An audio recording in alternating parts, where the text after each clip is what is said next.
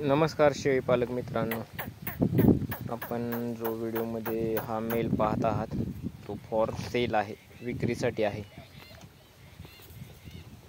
उंची 43 इंच, वजन 80+ आहे। गाव बिदाल, तालुका मान, जिल्हा सातारा या ठिकाणी हा विक्रीसाठी उपलब्ध आहे। छान क्वालिटीमध्ये हा मेल आहे। डोक्यावर चंद्रकोर, उंचपुरा, चांगल्या वंशावळीतील मेल आहे।